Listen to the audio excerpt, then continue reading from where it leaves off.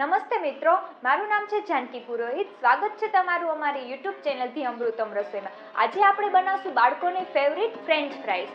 બટેકાને cut કરીને તળી લેવાનું કામ તો કોઈ પણ કરી શકે, પણ આપણે આજે ઉપરથી એકદમ ક્રિસ્પી અને અંદરથી એકદમ સોફ્ટ ફ્રેન્ચ ફ્રાઈ બનાવવાનું જોશું. તો ચલો વિડીયો શરૂ કરીએ.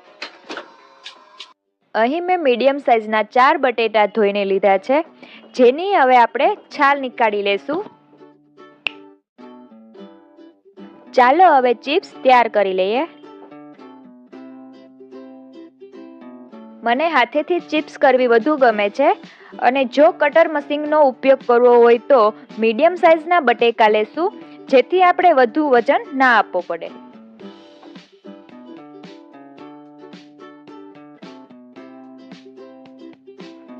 બટેકાની ચિપ્સ તૈયાર થઈ ગઈ છે. તેને હવે નોર્મલ પાણીથી આપણે ધોઈ લેશું. બટેકાની અંદર ખૂબ જ સ્ટાર્ચ રહેલો હોય છે. જેમ આપણે બટેકાને ધોતા રહીશું તેમ તેમાં રહેલો સ્ટાર્ચ પણ નીકળતો જશે. અહીં આપણે 3 થી 4 પાણીમાં બટેકાને ધોઈ લેશું, જેથી બટેકાનો મેક્સિમમ સ્ટાર્ચ નીકળી જશે. બટેકામાં રહેલો સ્ટાર્ચ જેટલો નીકળી જશે તેટલી જ આપણી ફ્રેન્ચ ફ્રાઈઝ સારી થશે. માટે ચિપ્સને ધોવી એ ખૂબ જ જરૂરી છે.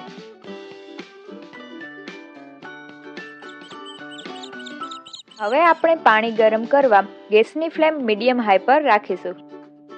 પાણી ગરમ થઈ જાય એટલે 1 ચમચી મીઠું એડ કરશું. મીઠું એડ કરવાથી બટેટાની અંદર બાકી રહેલો સ્ટાર્ચ પણ દૂર થઈ જશે.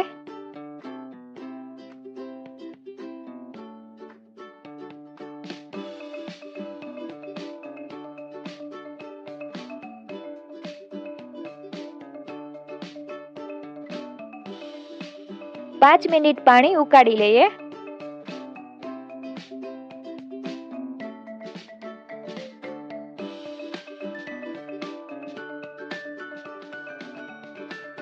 આપણે જોઈ શકીએ છીએ કે ચિપ્સ એકદમ સરસ રીતે બફાઈ ગઈ છે.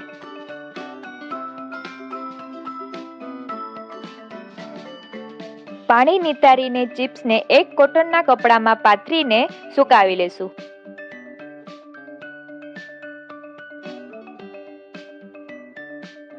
ચિપ્સને 1 કલાક સુધી સુકાવી લીધી છે. આમ કરવાથી ચિપ્સનું ઉપરનું જે લેયર છે તે એકદમ ડ્રાય થઈ જશે. ચિપ્સને તળવા માટે તેલ લઈએ. તેલ ગરમ થઈ ગયું છે. ગેસની ફ્લેમ મીડિયમ રાખીને ચિપ્સ એડ કરી લેશું.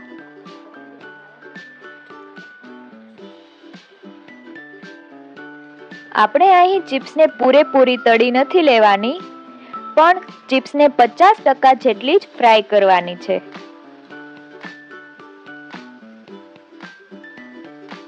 ચિપ્સ લાલ ન થઈ જાય તેનું ખાસ ધ્યાન રાખશું.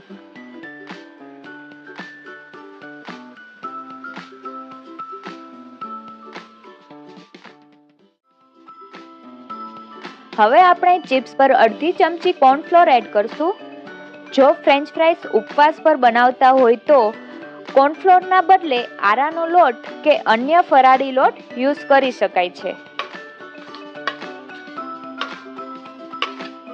જો આપણે ચિપ્સને લાંબા સમય સુધી સ્ટોર કરવા માંગતા હોય તો આપણી આ તૈયાર થયેલી ચિપ્સને એરટાઇટ ડબ્બામાં કે ઝીપલોક બેગમાં રાખીને ફ્રીજ કે ફ્રીઝરમાં સ્ટોર કરી શકાય છે. બહાર હોટલોમાં આ જ રીતેથી 6 મહિના સુધી સ્ટોર કરેલી ચિપ્સનો યુઝ થાય છે, અને જ્યારે ફ્રેન્ચ ફ્રાઈઝ સર્વ કરવાની હોય ત્યારે તેને ડીપ ફ્રાય કરવામાં આવે છે. આપણી ચિપ્સ રૂમ ટેમ્પરેચરમાં જ ઠંડી થઈ ગઈ છે, તો આપણે હવે તેને ગેસની ફ્લેમ હાઈ કરીને ફાઇનલી ડીપ ફ્રાય કરી લેશું.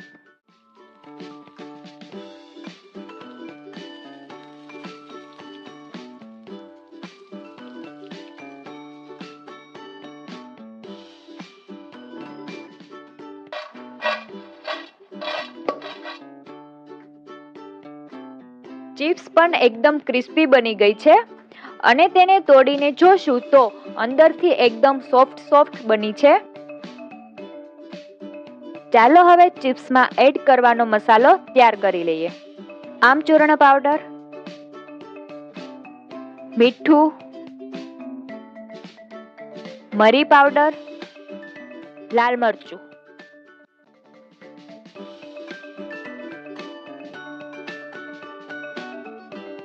મસાલો એડ કરી દઈએ.